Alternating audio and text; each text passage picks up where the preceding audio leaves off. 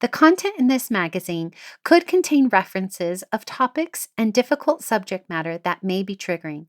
Please honor yourself, inner knowing, and proceed with whatever help or guidance you feel is intuitively aligned.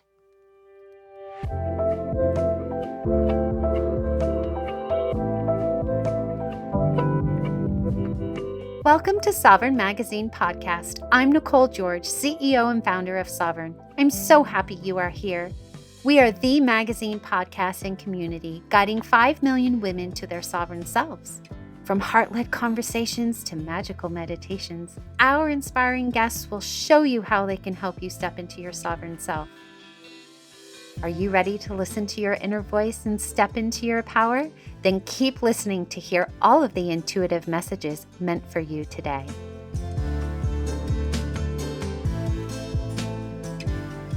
Hello. Today I have the privilege of connecting with Danielle Spartz, one of our amazing contributors. She is a life coach, loving wife, and mother of 5 who is passionate about supporting women in nourishing their whole selves, including mind, body, and soul. She works with a blend of many modalities such as life coaching, Reiki, EFT, somatic practices, and more, and is here to help mothers reconnect with who they are beneath the noise and guide them towards healing, empowerment, and alignment. Welcome, Danielle. Thank you so much for having me, Nicole. I'm very excited to be here today. Yes, I'm excited too because we are going to be talking about a really good subject, which is trusting in life, our theme for our September new moon issue. And in your article, Reconnecting with Your Intuition, you describe how easily we, especially as mothers and women, get disconnected and lose touch with our inner voice, especially when the noise of life is really loud. And you go into how societal norms and even external influences often condition us to doubt ourselves and our intuition and maybe sometimes even dismiss it entirely. And then you begin to remind us that our inner guidance system never stops speaking to us. We just simply need to turn that volume down on what is drowning it out. So, for those who haven't had a chance to read your article, maybe you can recap some of this for them. Yeah, so it's so funny because when we spoke about this, it was obviously, a couple months ago, but it's really relevant for me right now in what's going on. But I think that, from my own perspective, it is one of those things where you start to get in the chaos. And like I said, in the article, it is really easy to let all of the outside chatter start to consume you. And then, those little voices start to speak inside your head, and doubt can really fill that space up really quickly. And so I think coming back to the practice of just reminding yourself to take a second to relax, kind of like I spoke about in the article, turning your inner volume up and the outside chaos down is really, really important. But also giving yourself permission to stop in what you are doing in the physical now, I think is really big for a lot of people. I find this true for myself, allowing that pause and doing it when it's necessary, which sometimes is more often than not, like sometimes you have to take more pauses. And so I think it's good to just give yourself that permission and also gently remind yourself, like, hey, I can actually take this pause and reevaluate what's happening. And is this outside chatter or is it actually internal? And the majority of the time, when you're caught in like a chaos trap, it's going to be outside chatter. It's going to be outside influence. So that pause can really be helpful in being able to reconnect with what your internal voice is actually saying. Yeah. And I also really loved this one part of your article when you were talking about the pause. You also talked about ways that somebody could tangibly connect into their intuition using the 3 times method, of synchronistic messages or objects or words or whatever it is, gentle confirmations from the universe that you're on the right path. And so you invited women in your article to do that pause or slow down so that they could start to see these synchronistic things that are showing up in their life, almost like a GPS, if you will, or a compass for yourself, that the universe is guiding you down a soul aligned path. And so maybe you could share a little more about that. I feel like that's really important sometimes if you are allowing yourself to be open to it, and sometimes when things do feel so chaotic, we don't really give ourselves the permission to kind of pay attention to what's already happening around us. And the majority of the time, I found in my own experience, the universe is already trying to get me to be aligned with where I need to take my next step. But in the chaos, it's really easy to be like, no, that's not a sign. No, that's not a signy enough sign, like I can kind of almost talk myself out of it, if you will. And so it's really helpful for me that if I see things that are falling within synchronicity 3 times in a row, that I'm really paying attention to that. The first time, I can kind of like blow it off, if you will. There's a lot of ego that can become involved also with chaos. And so if you are allowing that to really take a hold of you, you can completely miss your next aligned step. So then, if you notice it again, whatever the sign may be, whatever you asked for specifically, right? Because each sign is specific to each person and their situation. So, as I spoke about in the article, for me, it's blue butterflies, like where I live, they don't just fly around. So it's like if I notice that or if I notice it in my surroundings, I'm really paying attention to that by the second time. And by the third time, I'm really starting to allow my inner chaos and outward chaos to come down. And I'm really stepping myself into, okay, this is where I should be. This is what it is aligned for me. And I know that now because it's come up for me 3 times and I'm not fighting it anymore. I'm really giving myself to lean into the permission of like, yes, this is where I'm supposed to be because I've seen it 3 times.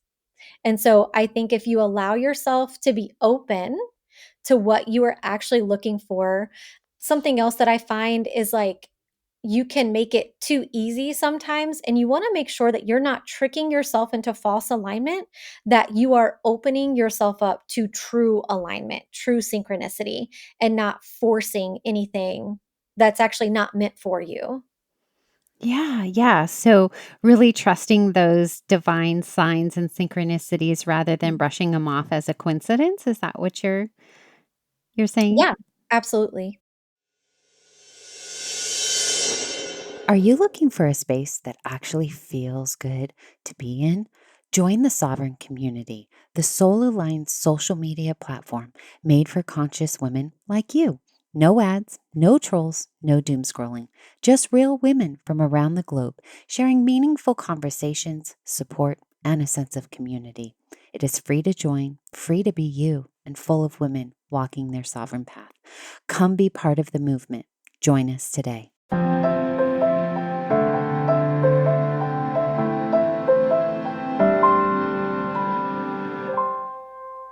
Okay, so I think we're going to move into our steps to our sovereign self. And I'm going to do a little role playing with Danielle today for those who are listening. And I'm going to play the woman whose inner voice has been so drowned out. All she can hear is that that that other person talking. So for me, it's going to be my parents who had a strong hold on me and all of my thoughts until my 40s. And now I'm 45. So I'm a little different than that now, but I'm going to go back to her. And I'm going to say that, like, all my choices in life revolved around making my parents happy. That was going to school, getting a good job, advancing to a nurse manager, making almost $200,000 a year, pension benefits, all of that. The house literally with a white picket fence, the husband, the dogs, the kid, all of that, and still not finding happiness, right? And so I'd love to know what you think and how can I begin to hear those signs, because every time I hear myself, it's not myself. All I hear are my parents' voices of what I should do. Yeah, this is a really beautiful example. I feel like a lot of people can absolutely relate to. And so, what I'm going to do is, I'll have you close your eyes and I will have you take 3 big, deep breaths in. And each time that you take a breath, when I encourage you to inhale, you're going to sink deeper into this 40-year-old self who hears nothing but her parents' voices and all the expectations that they had for her. So go ahead and take a breath in. Big deep breath in and release. Beautiful. Big deep breath in. This time when you inhale, I want you to exhale and lower those shoulders a little bit lower. Beautiful. And one more time. And this time, I really want you to focus and tap into her. Big deep breath in, long exhale out. And I want you to really focus on what causes you to hear your parents' voice first versus going to yourself. Fear of failure. Fear of failure. Beautiful. In what way?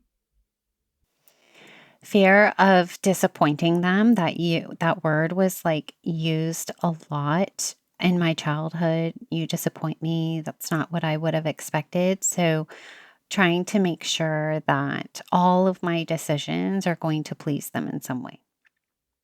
Beautiful. So, what's the worst part of the disappointment? That's a really good question. I think it's the gut feeling that I have, like this like uneasy sickness in my tummy of not being enough and never living up to their expectations, which I feel were unrealistic. So, if you were to just give one word to that gut feeling, what would it be? One emotion. Nausea. Nausea. Okay, great. And in this nausea that you feel, does it feel like that is actually what aligns with you? Or is that the emotion that was given to you? Oh, for sure, given. I'm a Given. very, very, very like happy go lucky, easygoing person. I don't feel like I need to impress anyone. Whereas, like, how can I explain it? My true self is just like somebody who lives in the moment, whatever that means. And so I'm not super flashy and I'm just kind of I guess kind of like a hippie in a way, if you will. Yeah. Whereas my parents are very flashy status, lots of jewelry, big houses, and there's nothing wrong with that, but that's just not who I am as a person. And so I feel like I'm constantly chasing status. That's a good way to say it. Chasing status. For what purpose? To please them. To please To them. the detriment of my own health and mental sanity.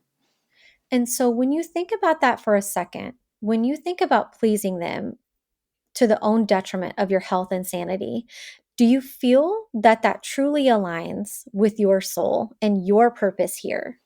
No, No. no. An immediate no. Okay. So I want you to do me a favor and I want you to think about all of these emotions that you have as far as pleasing, the nausea, the disappointment go. And I want you to wrap those up in a ball. And I want you to give this ball a color and a size. It's black. For Black. sure. For sure it's Okay. black, and, um, I would say it's small enough to fit in my hands if I put my fingertips together and make a ball, like, maybe what would that be? Grapefruit sized? Beautiful. Okay. So now I want you to take your hands and I want you to place them over your belly. And I want you to strongly envision that you are pulling this black ball of fear, of disappointment, you know, all of the things that you can hear echoing in your mind from your parents. And I want you to really give yourself a lion's permission to put it all in this ball. And I want you to remove every single piece that feels black and heavy. And as you let this go, put it in the ball. I want you to just let this ball float away from your hands as if it's a balloon, and the universe is going to take care of that. And instead, I want you to tell me what you want to go there, where all of that darkness took up, all of that black bubble. What would you put there instead that aligns with who you are now? Yeah. I would put a golden ball of light because that's how my inner spirit feels instead of this dark, heavy darkness, almost like muddy substance, if you will, Yeah. that we just took out. I'd replace it with this golden ball of light that's more like liquid sand gold color and replace it with like the best word I can explain it is like an array of sunshine. Beautiful, beautiful. Okay, so I want you to tell me, does that intuitively feel like you can give permission with ease to this addition of the golden light? Yes. Yes. Okay. And do you hear anything different now? Do you hear the fear? Do you hear the insecurities? Do you hear the disappointment? Nope, they're gone. No. Beautiful. So you can open your eyes now. Oh, that was so Yeah, wonderful. and it's beautiful when you can give yourself permission without all of the strings that are attached to it. And I feel like when I talk with my clients a lot of times there's like, "Well, I can do this, but," and that's where we need to really step into that there's no but. We're not apologizing for how we want to step into our alignment. You did a beautiful job, Nicole. Oh, thank you for guiding me through that today. I know our listeners today are going to have magical transformations with that exercise. So don't you worry. You can connect with Danielle in our community, community.sovereign-magazine.com. All of her details on how to connect with her on socials will be in our show notes. And guess what? She's going to be coming back for more magic. So thank you so Yay! much for being here today. Thank you so much for having me, Nicole, today. I just had the wonderful time. Me too. All right. See you on the next one.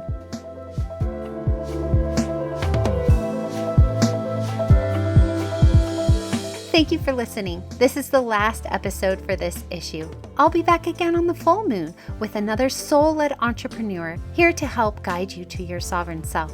Subscribe to our magazine and podcast and join our global community for all the magic.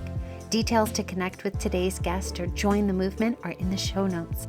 If you enjoyed this episode, please leave a review. It helps us reach our goal of guiding 5 million women to self-sovereignty.